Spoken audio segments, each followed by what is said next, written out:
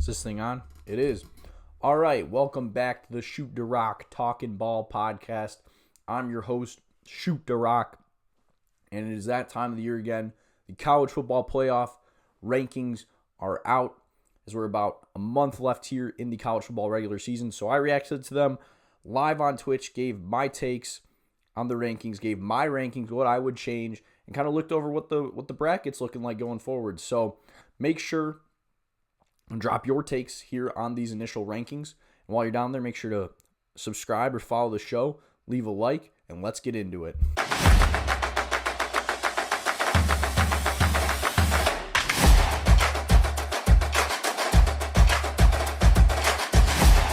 All right, so it's that time of year again already. The first college football playoff rankings of the 2025 season are out. So as you can see here, we got the AP and playoff rankings back to back. We'll just kind of go through them here. So number one, no surprise in both, is Ohio State, Indiana, Texas, Alabama, Georgia. The same in both rankings, 1 through 5. I have to agree with that. I mean, they've pretty much been 1 through 5 the last, X amount of weeks, and I'd say that's pretty spot on. I would say if you've watched college football this year, those have been the 5 best teams in the country. Then moving on, this is where it starts to get different. So they have 6 Ole Miss, 7 BYU, 8 Texas Tech, 9 Oregon. So the AP poll has it Oregon, Ole Miss, BYU, Texas Tech. It's a little bit different, whereas Oregon is the best out of all those teams. College football playoff rankings has them as the worst, which Oregon is one of those, it's kind of similar to Ohio State, but they have a loss, where some of the Big Ten games at the beginning of the year, mainly Penn State, that looked like they were good wins, ended up really not being that great of wins. And then their biggest test against here, Indiana, they lost at home. So to have them at 9, I don't mind that.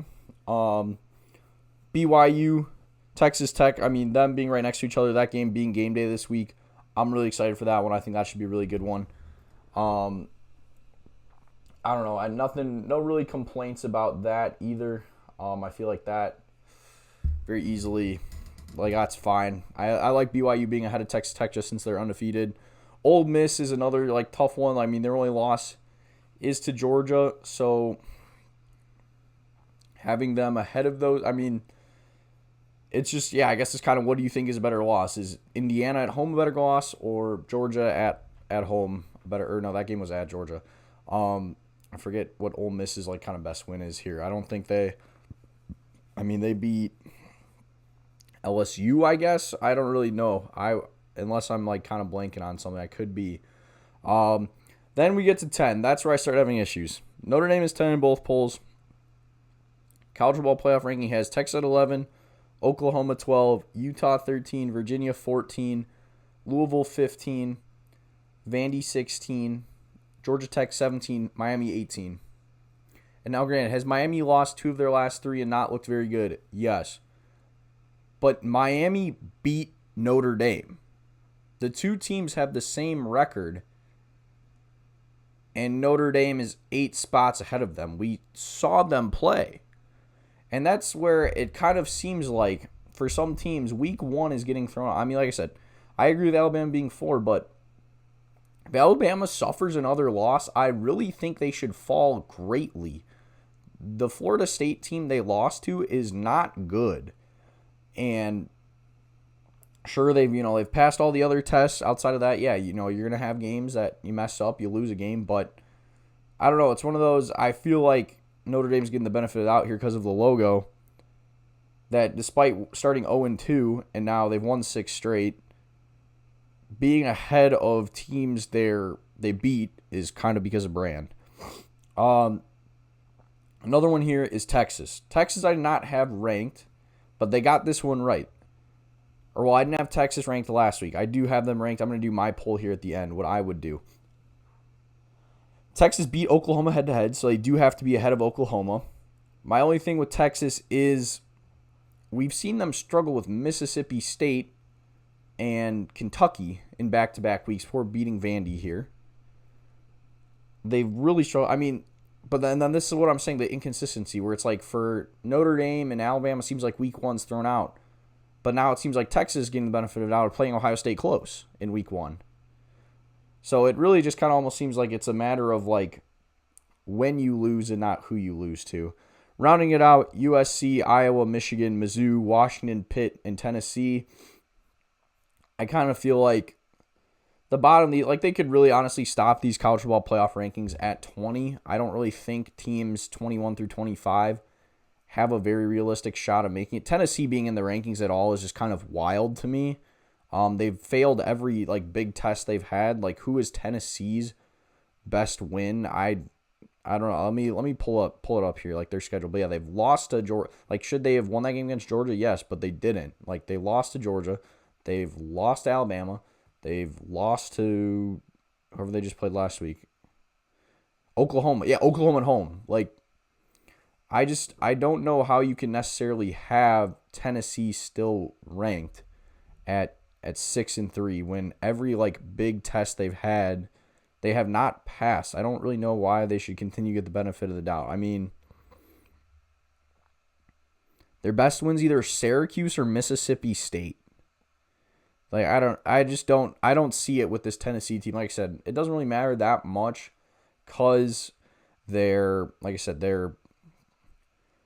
going to make it with 3 losses, but then it does kind of give like some of these teams, it gives them another ranked win to then kind of boost them where, like, you know, say, like I'm saying, if Alabama loses again, they should fall greatly because their losses are to Florida State and, I don't know, say they lose in like the Iron Bowl to Auburn or something, like teams that are not good, but it'll be like, oh, but look at this ranked win they have against Tennessee. And it's like Tennessee's 6-3. I don't really know. So those are probably my biggest gripes. Like I said, feel free to drop yours down in the comments. I guess I will show my rankings here because I think I went through it all. Like I said, Notre Dame, this was predictable. We all knew this. Like, if Notre Dame, they started 0-2, but if they ran the table, they were going to make the playoff because they're Notre Dame and they were the defending runner-ups last year. Like, I don't necessarily, like I said, if Notre Dame finishes 10-2, I don't necessarily have a problem with them making it. My problem, though, is going to be them like making it over Miami if Miami has the same record. And because like one thing Notre Dame doesn't have, which some of these other teams have, is if you're a conference champion, that like, you know, is a boost to your resume. Notre Dame is not in a conference. They cannot win a conference championship. So say, you know, Miami finishes the year, both teams 10-2. I don't really know how you can put Notre Dame in over Miami. And and like it's looking like Miami probably won't be in the ACC title game, which honestly might then, like, that's what I'm saying, they'll just be done at 10-2, be better for their resume. I don't know. At least last year, like, the committee did not count conference championship game losses against the teams that lost, which is good. I think it's kind of would be bogus if a team that like wasn't playing in conference championship week jumped a team that was because they lost. So I'm glad they didn't do that. But yeah, I don't know. It's just one of those, like, that's my biggest thing, and that's because that's the thing. Like, it's just inconsistency. So with Texas, they did it. Texas, they had ahead of Oklahoma. I mean, Oklahoma gets a big win last week, you know, this past week. I mean, so does Texas, too. But, like, Texas was ranked nowhere near Oklahoma, if I'm remembering correctly, in the AP poll. Like I said, didn't have them ranked just because of how they've looked. Let's go back to last week's poll. Yeah, last week, or I guess 18-20, so it was similar. And I guess, you know, hand up, that was a flaw in me, too, of, you know, Texas has beat Oklahoma. They have the same record. They should be ahead of them. But I don't know. I guess, like I said, it's more just I'm not super impressed with this Texas team.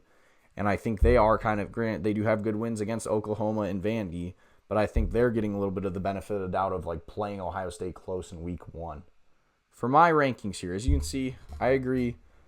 Ohio State 1, Indiana 2, Texas A&M 3, Alabama 4, Georgia 5, Oregon 6, BYU, so that's where it switched. I agree with the AP where I have Oregon 6. Then I have BYU 7, Ole Miss 8, Texas Tech 9. Just because BYU is undefeated, I don't know. I guess that maybe my logic is a little off there, where then it should either be both like Ole Miss and Oregon ahead of BYU. I have Texas Tech 9. As I said, they do have the one loss. I forget to who again. Oh, to Arizona State. But then I have Virginia 10, Louisville 11, Texas 12, Oklahoma 13, Georgia Tech 14, Miami 15, Notre Dame 16, Vandy 17. Vandy 17 too, as I finish doing this. If I could redo it, I would probably put Vandy at 14. I'm fine with them anywhere in that kind of 17 to 14 range. But I would maybe put them at 14, Miami, and then just kind of drop everyone down. So Notre Dame would be 17, Miami would be 16, Georgia Tech would be 15. Then I went Utah. They have now lost to both BYU and Texas Tech, but they do have good wins against Cincinnati. And some I think they're pretty squarely the third best team in the Big 12. Mizzou 19. I went with USC 20, Michigan 21, Iowa 22, Washington 23.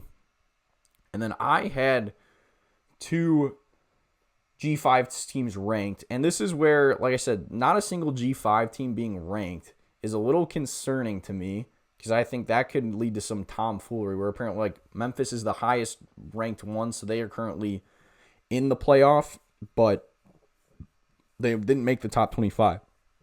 I have them at 24. Because like I said, I don't see why Tennessee should be ranked. They had Pitt ranked 24th, I believe, in the 100 Ball playoff poll. Pitt does have, some good win. I forget who their wins are. But they lost to West Virginia, and West Virginia is not good. So for me, that just kind of excludes them. Like I said, really, they could just kind of cut this off at 20. In my opinion, I think that kind of leads to some inflated, ranked wins metrics because, we beat the 23rd ranked team. That's a lot what you see with the SEC is, these teams bounce between, 16 and 25, and just then it's, a ranked win. Yeah, I mean, because Pitt's losses are to West Virginia and Louisville. Their best win, Florida State, who was ranked at the time. None of them are really crazy. Yeah, I'm nothing really super impressed. I guess maybe NC State they beat pretty handily. So I don't know. That's why I did not have Pitt in. Yes, Georgia Tech lost to NC State this week. So I guess there you go. Pitt beat NC State. Georgia Tech did not. But you can't do the transitive property.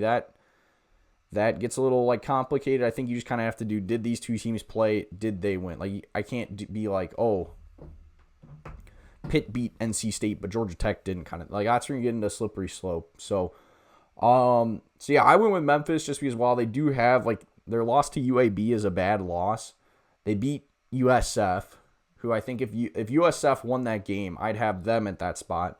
But they beat USF. They also have a win against Arkansas. Granted, Arkansas is not a good SEC team. They're a bad SEC team, but still an SEC team. I feel like that should count for something. And then 25, I went with JMU. I think JMU really should be in the playoff conversation. Their only loss to Louisville, who I have as my 11th ranked team. Granted, is the Sun Belt a great league? No. I guess here I am contradicting myself a little bit with the transit lossing, but Old Dominion played one of the teams that played Indiana the toughest this year in week 1. JMU handled Old Dominion. So yeah, a team that's undefeated in conference play, which there's not very many of them. Like I said, even Memphis has a loss in conference play. I believe all the Mountain West teams have a loss in conference play. So for me, it's kind of could I rank a Pitt? I mean, Cincinnati got considered. I cropped it out of my photo here. There was a couple different teams I considered. Like I said, I think for the 25th spot, it really doesn't matter. But I do think JMU really should be kind of on the radar for people of a group of 5 team that could be in the mix. Because I don't know, I think the American does kind of have a chance to cannibalize itself. Because like I said, Memphis beat USF. USF beat North Texas. North Texas beat Navy. All 3 of those teams have one loss. That's why at first too I was should I even rank Memphis? Because like I said, they also have a loss, but they've kind of beat the teams where it's almost that's a little bit the pecking order right now. So I think probably whoever ends up winning the American will get that group of 5 spot. But I don't know if if another team loses, or I don't know, if whoever wins the American suffers another loss and is 10-2 with 2 conference losses, I think there's a world where if JMU just kind of runs the table in the Sun Belt, JMU could be in. Might be slightly biased because JMU was my group of 5 pick to make the playoff before the season. And And I don't know, who knows? Maybe even like the ACC kind of cannibalizes itself. I don't think. I mean, to go from 10 to like 25th would be bad. I don't see that much happening, but who knows? Maybe they both get in. I doubt it. But so my spread here, I have 3 Big Ten teams making it with Ohio State, Indiana, and Oregon. I have 4 SEC teams with A&M, Alabama, Georgia, and Ole Miss. I have 2 Big 12 with both Texas Tech and BYU. Like I said, one of them, well, I mean, I'll have to see how that game goes. They probably, in the committee's eyes, whoever loses will be out of the top 12. But I don't know. If like that's a competitive game both ways, especially if like Texas Tech wins and they both have one conference loss, I think there's a world where they both could make it. Granted, then things might change if they play again in the Big 12 championship game. We'll see then. But like I said, I don't love when they do that, where they penalize a team that is playing an extra game. And then I currently have 2 ACC teams with Virginia and Louisville, who, like I said, played a very competitive game to each other. So actually, I guess maybe the NC State win should count for a little bit more for Pitt, because NC State is Virginia's loss. And it's kind of crazy. That was like a weird scheduling quirk where that was a non-conference game technically. So we'll see. So yeah, I have 4 SEC, 3 Big Ten, 2 for both Big 12 and ACC, and then Memphis is my current team to make it out of the group of 5. Then going back to the CFP poll. All right, so yeah, 3 Big Ten teams: Ohio State, Indiana, Oregon. They have 4 SEC teams, same: A&M, Alabama, Georgia, Ole Miss. 2 Big 12 with BYU and Texas Tech. And then Notre Dame's the 10th team. So then they have Virginia, who's outside the top 12, as the ACC representative, only getting 1 bid. And then, like I said, it was Memphis. I wonder if I can find this graphic, because they had it. I want to pull that up, actually. Yep. All right, so the current bracket, as it stands, has Texas Tech versus Oregon in the first round, Georgia versus Memphis, Ole Miss versus Virginia, BYU, Notre Dame, with then Ohio State, Alabama, A&M, and Indiana getting the byes. And true, that's another thing. This year, they just do top 4. They're just seeding at 1 through 12, or, if you're not in the top 12 but get one of the qualifying spots, you just fall in line kind of thing, rather than doing conference champions get the byes, which I kind of like, but I also kind of don't like. Granted, it definitely led for some kind of goofy matchups last year, but also it made the conference championship games matter. Now, like I said, I don't like penalizing teams for losing a conference championship game. I guess maybe like a team that won that week could jump a team that lost. I don't hate that. So like, the loser of the SEC title game doesn't get a bye because the Big 12 winner, ends up getting a bye kind of thing maybe, and they jump. So that, I guess I wouldn't hate. Granted, I wouldn't like the team that lost falling behind a team that didn't play. So we'll see. I don't know. What I almost wish they would do is they did kind of the conference champions get they do the seeding, but also for the first round, for the matchups. But then once it was set, they did it. So it's, I don't know. I'm not explaining it well, but kind of they went back. They used the conference champions to get the byes. And they did the matchups for the first round.